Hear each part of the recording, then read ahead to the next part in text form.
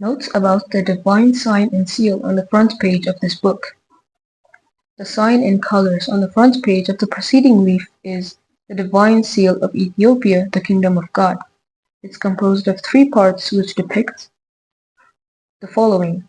First depiction, on the upper parts, the Ethiopian flag symbolizing Noah's rainbow, oneness of the flag and 3 stripes of green, yellow, and red, typify the unity and trinity of the following.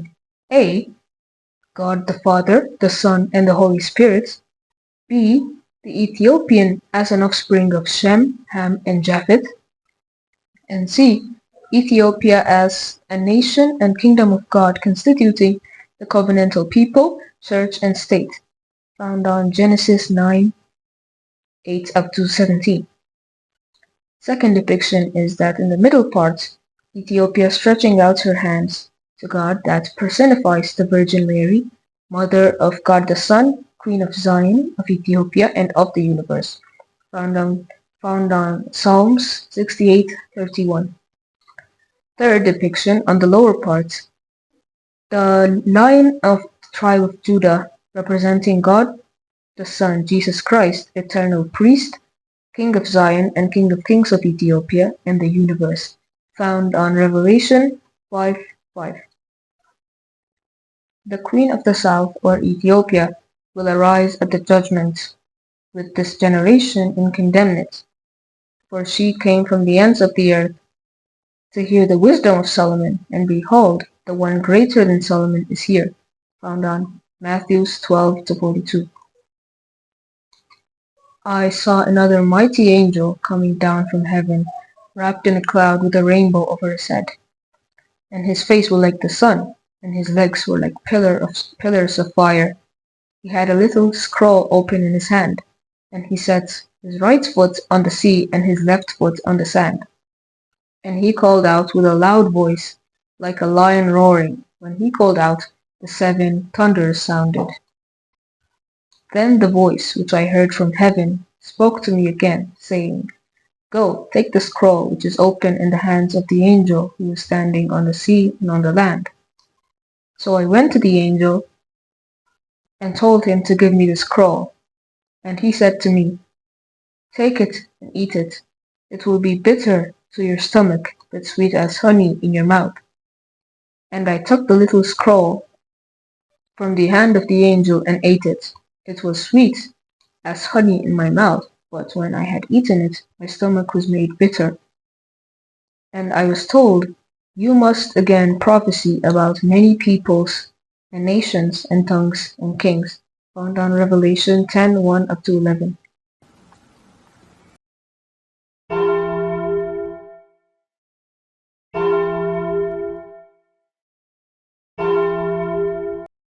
ኢትዮጵያዊው በማንነቱ ፍለጋ በሚለው መጽሐፍ በመጽሐፉ ተቀዳሚ ገጽ ላይ የሰፈረው የመለኮታዊው መንግስት ምልክትና ማህተም መግለጫ።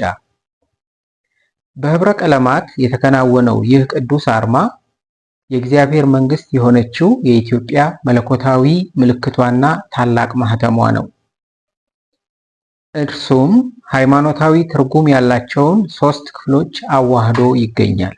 እነርሱም አንደኛ፣ በላይኛው ወገን ያለው የአረንጓዴ፣ ቢጫና ቀይ ቀለማትን የያዘው ስዕላዊ ክበብ ኖህ በቀስተ ደመና ምልክትነት ከእግዚአብሔር የተቀበለውን ቃል ኪዳን የሚያመለክተው የኢትዮጵያ ሰንደቅ ዓላማ ሲሆን የሰንደቅ ዓላማውን የአንድነቱን እና የሶስትነቱን ምስጢር ከብዙ በጥቂቱ ለመጥቀስ ያህል ሀ የአብ የወልድ የመንፈስ ቅዱስን አንድ አምላክነት፣ ለ የኢትዮጵያዊን ዘር ሴማዊነት፣ ካማዊነትና ያፌታዊነት፣ ሀ የኢትዮጵያን መለኮታዊ መንግስት ህዝባዊነት፣ ክህነታዊነትና መለካዊነት ያስረዳል። ዘፍጥረት ምዕራፍ 9 ከቁጥር 8 እስከ 16። ሁለተኛ፣ በመካከለኛው ወገን ያለው ስዕላዊ ሰውነት ኢትዮጵያ እጆቿን ወደ እግዚአብሔር እንደዘረጋች የሚያሳይ ሲሆን ይህችው እመቤት የአምላክ እናት የጽዮንና የኢትዮጵያ የፍጥረተ ዓለሙም ንግስት የሆነች ድንግል ማርያም መሆኗን ያመለክታል። መዝሙር 28 ከቁጥር 31። ሶስተኛ በታችኛው ወገን ያለው ስዕላዊ አካል ሞዓ አንበሳ ዘእምነገደ ይሁዳ ተብሎ በእግዚአብሔር ቃል የተነገረለትን ዘላለማዊውን ካህንና የጽዮንን ንጉሥ የኢትዮጵያና የፍጥረት ዓለሙን ንጉሠ ነገሥት የሆነውን ኢየሱስ ክርስቶስን ያሳያል። ራእይ ምዕራፍ 5 ቁጥር 5። ንግሥተ አዜብ ወይም ኢትዮጵያ በፍርድ ቀን ተነስታ ከዚህች ትውልድ ጋር ትፋረዳለች፣ ታሳፍራታለችም።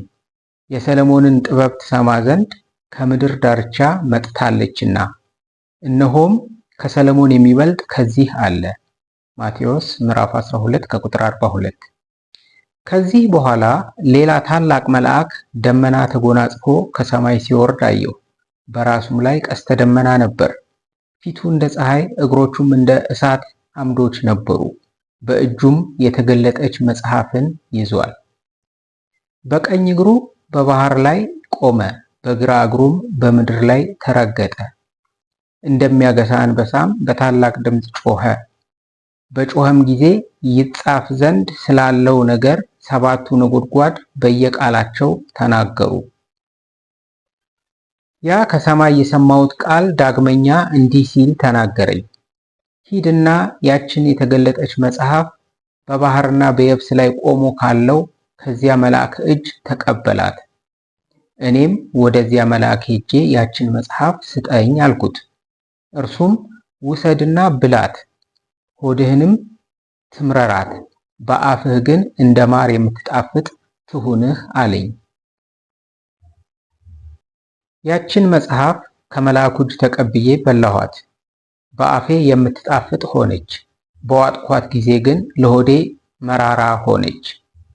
ዳግመኛም ለሕዝብና ለአሕዛብ፣ ለአህጉርና ለብዙ ነገሥታት እንደገና ታስተምር ዘንድ አለህ አለኝ። ራእይ ምዕራፍ 10 ከቁጥር 1 እስከ 11።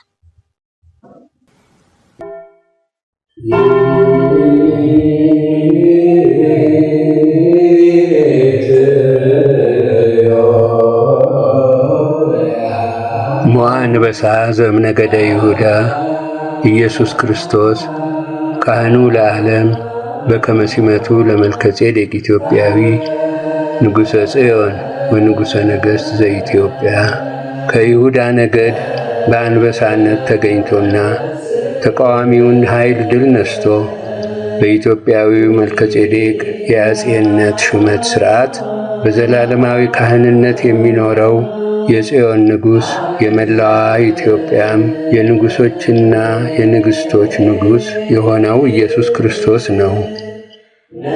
ኢትዮጵያ ታበጽሕ እደዊሃ በእግዚአብሔር ድንግል ማርያም እሙ ለአምላክነ ወእምነ ዘዚአነ ንግሥተ ጽዮን ወንግሥተ ነገሥታት ዘኢትዮጵያ።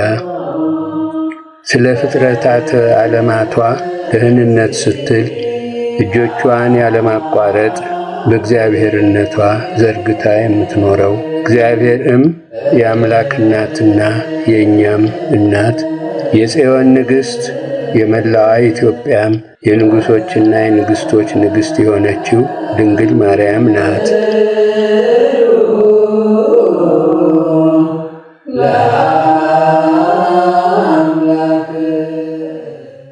የኢትዮጵያውያንና የኢትዮጵያውያት የሰንደቅ ዓላማ መዝሙር ኢትዮጵያ ሆይ ደስ ይበልሽ በአምላክሽ ኃይል በንጉሥሽ ተባብረዋልና ልጆችሽ አይነካም ከቶ ነጻነትሽ ብርቱ ናቸውና ተራሮችሽ አትፈሪም ከጠላቶችሽ የድል ሰንደቅ ዓላማችን ይኑርልን ለክብራችን።